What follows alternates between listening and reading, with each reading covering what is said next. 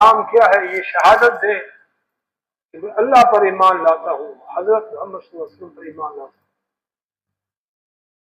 شہادت لا الہ الا اللہ وان محمد رسول اللہ، یہ رکن اسلام.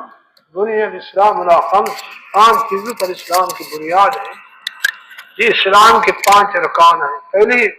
پہلی بات، پہلا رکن کیا ہے؟ شہادت دے اللہ الہ الا اللہ، کہ میں اللہ کو مانتا ہوں. کہ اس کو کس طرح مانتا ہوں؟ کہ اس کا کوئی شریک نہیں، نہ ذات میں نہ صفات میں. حضرت محمد صلی اللہ علیہ وسلم کو مانتا ہوں کس طرح؟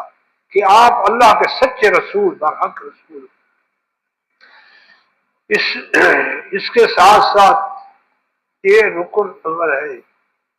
پھر اقام الصلاۃ، نماز کی ادائیگی ہوگی.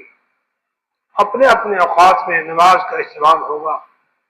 5 نمازیں فرض ہیں، 5 نمازوں کو ادا کرنا. یہ اسلام کا دوسرا رکن. تیسرا رکن زکوٰۃ ہے.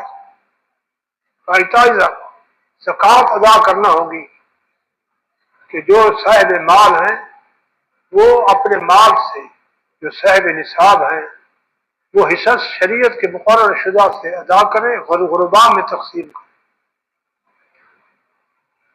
صوم رمضان شریف کا روزہ بھی، یہ بھی رکن اسلام. والحج، حج یہ بھی اسلام کا رکن ہے. یہ 5 ارکان اسلام.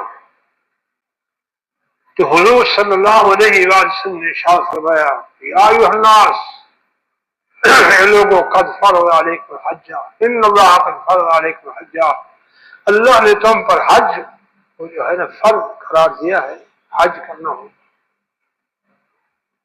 فحجوا، حج کیا کرو. کفار بھی حج کرتے تھے.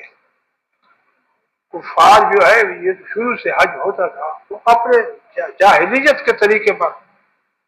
اسلام نے پھر اسلام کے مطابق حج کو جو ہے نا فرض قرار دے کر اسلامی طرق کے ساتھ ادائیگی کے احکام بیان کرنا.